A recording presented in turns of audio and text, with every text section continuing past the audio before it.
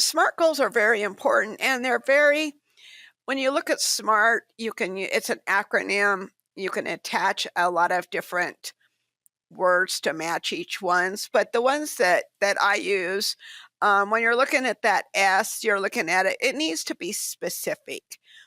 It needs to very narrowly define what you're doing. And this is important as you share these goals with the rest of your people in your operation, the rest of the humans, so they really understand. So it needs to be specific. You need to be able to measure that goal. You can't just say, more live calves at calving time. That doesn't, how do you know if you succeeded or not?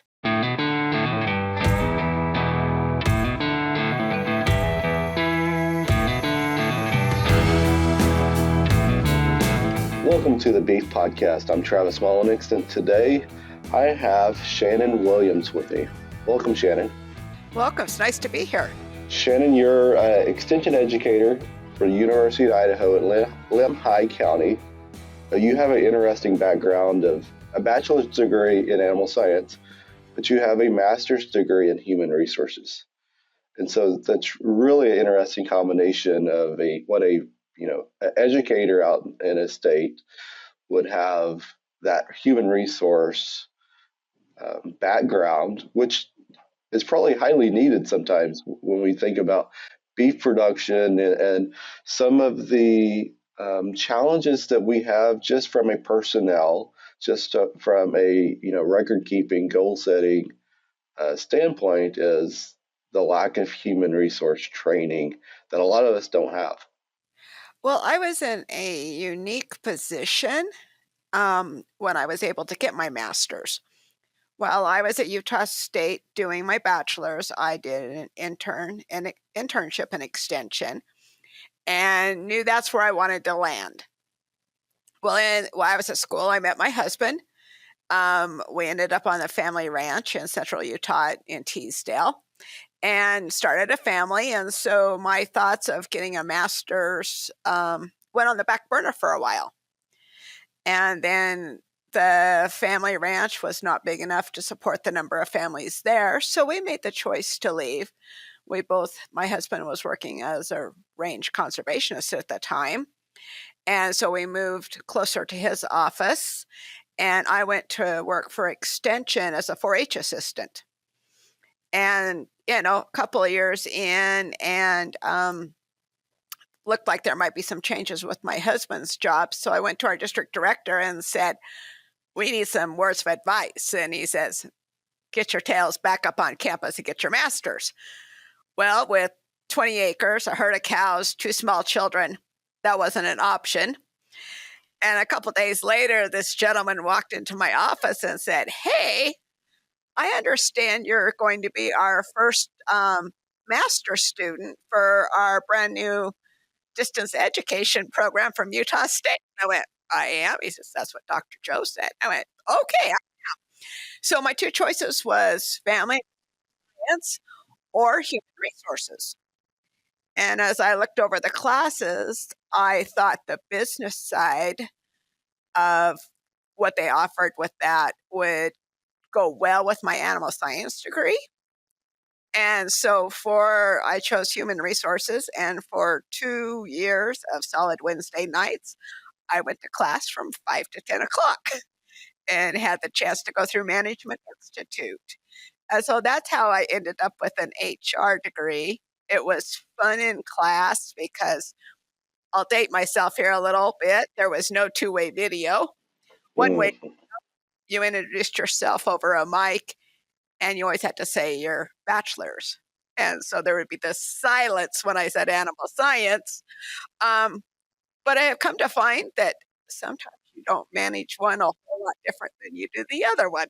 And so I think that's a nice kickoff to, what we're going to talk about here today is goal setting and record keeping from a ranch standpoint or beef production standpoint, and how does human resources kind of fit into what you learn from human resources kind of fit into that, I guess.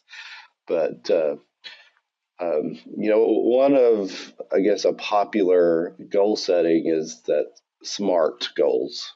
And you can go in detail of describing what a SMART goal is. Yes, SMART goals are very important, and they're very, when you look at SMART, it's an acronym. You can attach a lot of different words to match each ones, but the ones that I use, when you're looking at that S, you're looking at it, it needs to be specific. It needs to very narrowly define what you're doing. And this is important as you share these goals with the rest of your people in your operation, the rest of the humans, so they really understand. So it needs to be specific. You need to be able to measure that goal. You can't just say, more live calves at calving time. That doesn't, how do you know if you succeeded or not? Right. You Has to be achievable. You have no way to measure it. Is it 5%? Is it 2%? What's that look like? It needs to be attainable. To look for an example, we're coming up on bull buying season, and you say, okay, I need some more muscle. I want a little bit more weaning weight. But also we had a lot of dyssocia, a lot of big calves.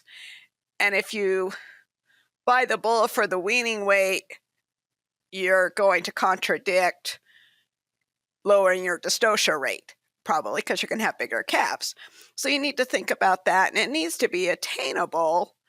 If you're looking at dystocia and you're already only having to pull 1% of your calves, is there room to attain that? And so you need to think about that. Maybe you're at the top already. And so think about that. When you look at the R, it needs to be realistic. You're not going to jump your weaning weight 100 pounds that first year unless you've had change a lot of your operation very quickly. And so it needs to be a realistic. And again, it needs to be trackable. It comes back to how do you measure it? And then we had an economist, Wilson Gray, and he was always one that you put a dollar figure at the end of that goal.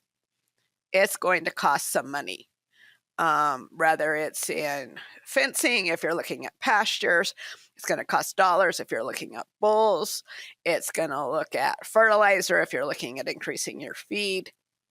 But that helps with your budgeting process to know how much do I need to budget to achieve this goal. Yeah, I think of a lot of ranchers struggle, not only just the SMART goal aspect or any goal aspect is how does it align with the vision if they even have a vision for their ranch, and having these goals align with their vision for their operations is very important. It is. And the other thing that I sometimes think our ranchers miss, if they do have goals, a lot of their goals are tied to their ranch. And sometimes they forget about them as themselves. What's our personal goals? Maybe you've got kids in high school and maybe your goal needs to be, you know what?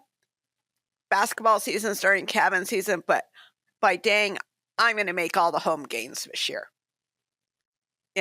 Because when we're happy and taking care of ourselves, we're much easier to be around. And so we also need to set some personal goals, whatever that looks like, that along with the ranch goals. And those personal goals need to align with their employees as well. It's just not their personal goals for them as the ranch manager or ranch owner. It also has to fit in with the goals of the family members that work for them. Exactly. As you work with your employees, if you give them time off, if you help them reach their goals, not only their personal goals, but their professional goals. Maybe they want to attend a training or a conference someplace. Mm-hmm.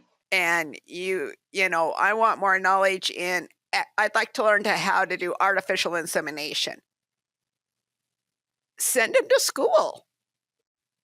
they're going to be learning. They'll bring that skill back, that knowledge back to share with you, especially if that ties into your goals of trying some artificial insemination or just synchronizing.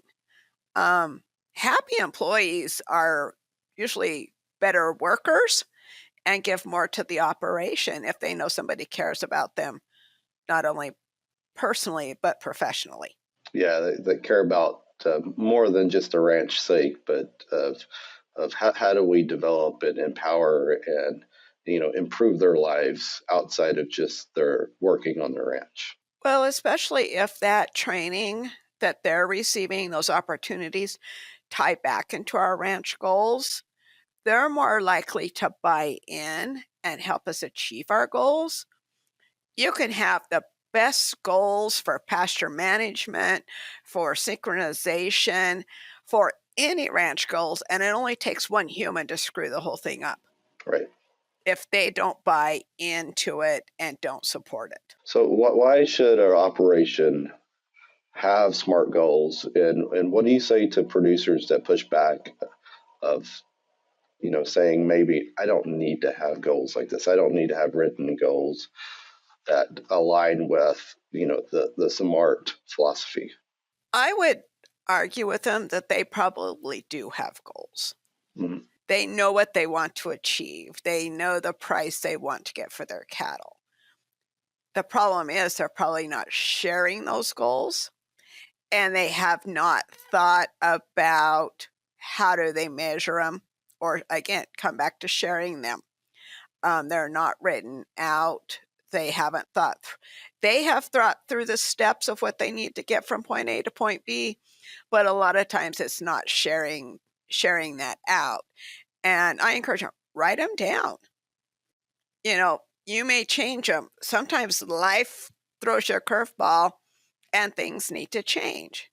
But at least you've got to start. And if everybody knows the goals, then everybody works together towards them. So I would argue that they probably do have the goals. They just haven't thought about them in this context or shared them with everybody. Right, and that's a big one. Is personally they thought about it, and that they may have some certain goals that they want to achieve.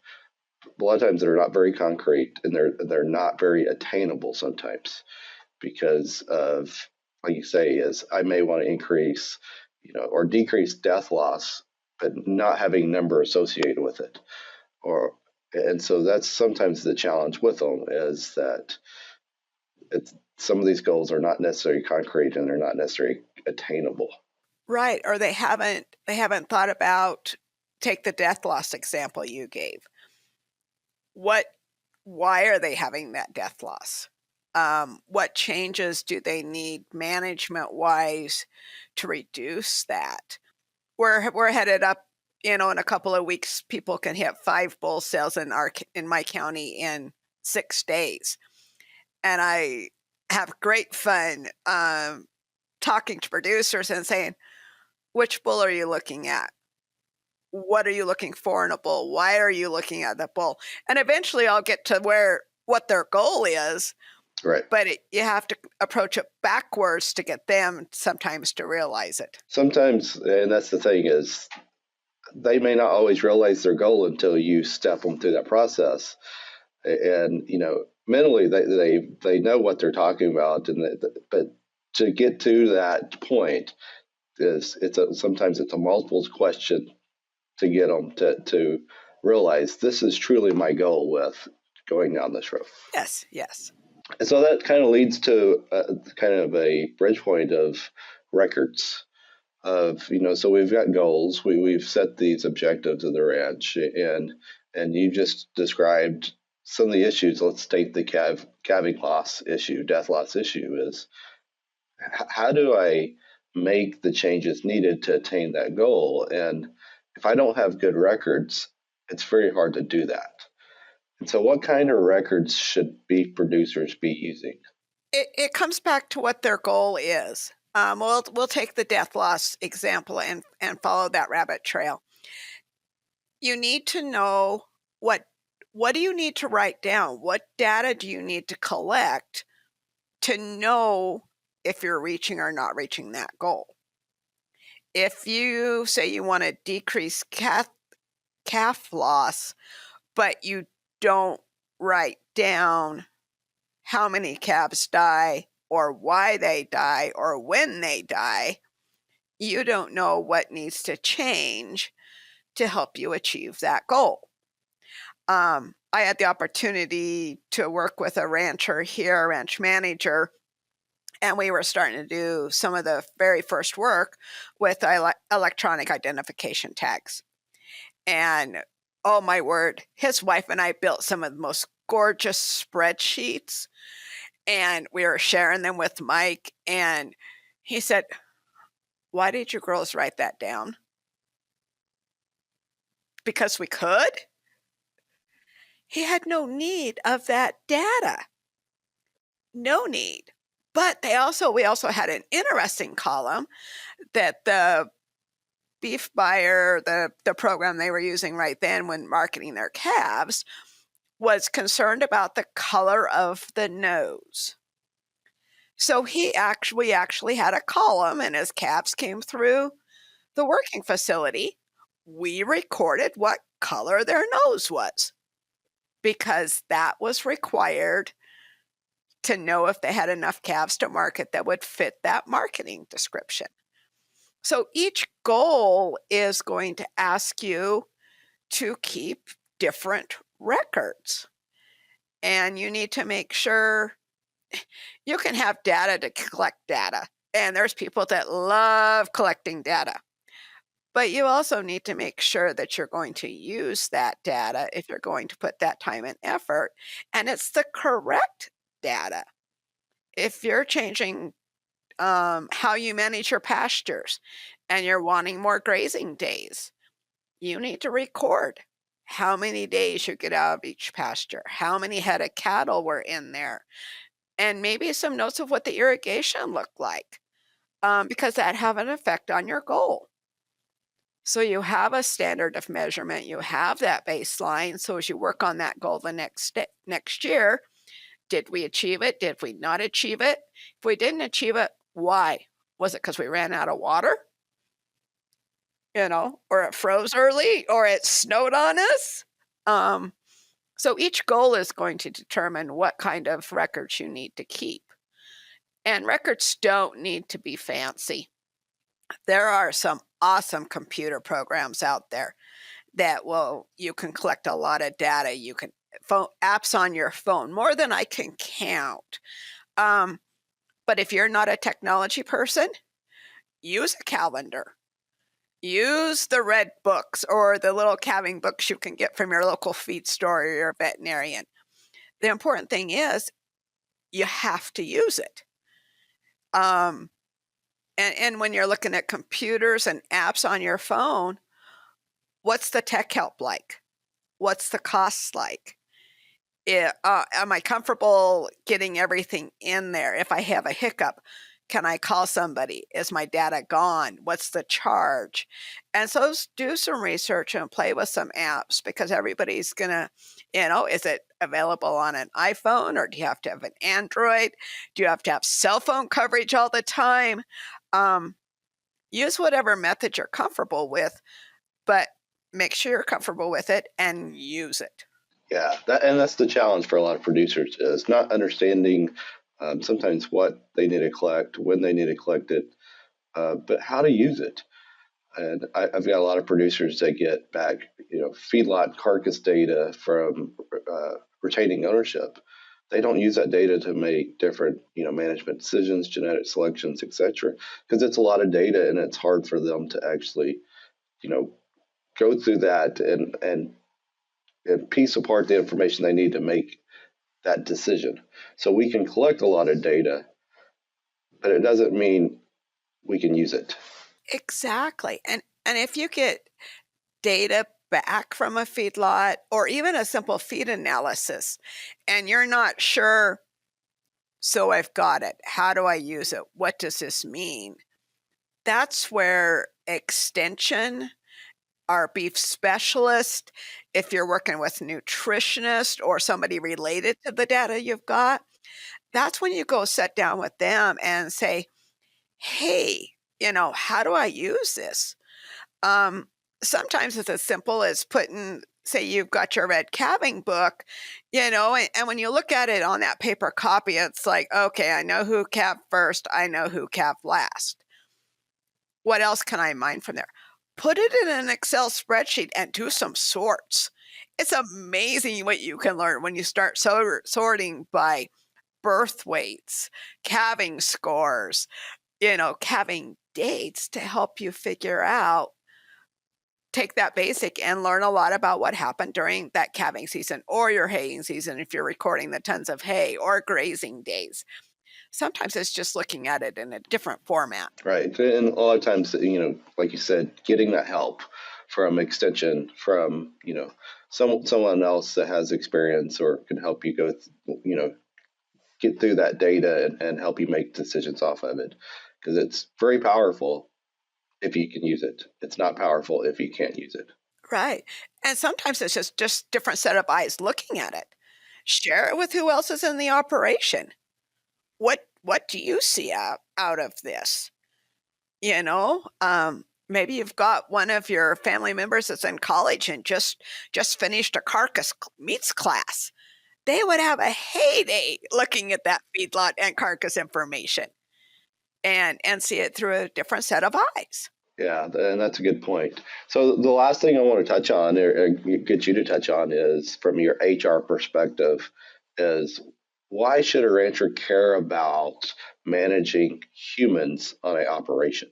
Because humans can make or break if they're going to reach their goals. I always tell my ranchers, the first one you need to take care of is yourself. And what part of the operation makes you want to get up every day and be involved?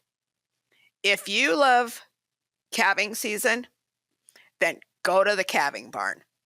Don't give that away. If you like the numbers, keep the numbers. If you hate the numbers, find somebody else to do the numbers. Hand them your red book and say, will you put this in Excel? Or so they need to take each person that's on that operation. What makes them get up and want to go do it every day? Where's their strengths? Where's their knowledge? We all have those jobs that we don't like to do, that have to be done. And so you have to balance out the parts we love of the job and some of the things that's like grunt work, but it all has to be done. But so you have to look at that balance. You want people to work where their strengths are, and give them that opportunity to work where they're happy. I also encourage people, do some cross training, because sometimes somebody needs a vacation during feeding season. Do they know how to turn on the tractor? Do they know how to run the feed processor? Not that they're going to do it all time, but at least they know when they can pitch in and help when needed. And sometimes they're not the right person for the job. And that's a hard thing. And to use cattle lingo, you need to call them. And look. And then when you're looking for those employees, think about what you want in an employee. What skills and knowledge? Write that job description as if it was, town jobs. There's always a job description. These are the hours. This is the pay. This is the knowledge and skills we need. These are the things you're mostly going to be doing. And put that out there so people know what they're applying for. And you get the person that's best for your position, that's going to work in your operation. And that's very important. It's no different than when you're putting cattle through the alley and through the chute.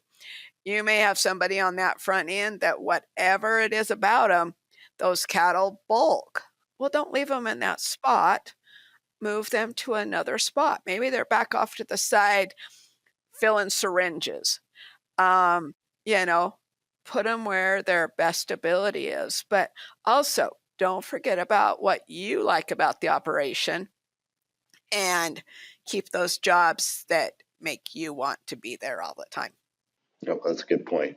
Well, to wrap us up, is there anything you want to touch on that we didn't discuss? I think we covered everything that I thought about the last little while. Okay, good. Well, thank you for jumping on the podcast. Really enjoyed it. A lot of great resources here. The human resource side is something that kind of sometimes gets left off the table when we think about, beef production, ranch management, and a lot of times it's one of our major issues at a ranch. And having these ranch managers understand the human resource side and obtaining goals, setting their goals is very important. Yeah. I guess the one thing I would add as you say that is, as an employee, you need to share with the ranch manager. If you have questions, go ask.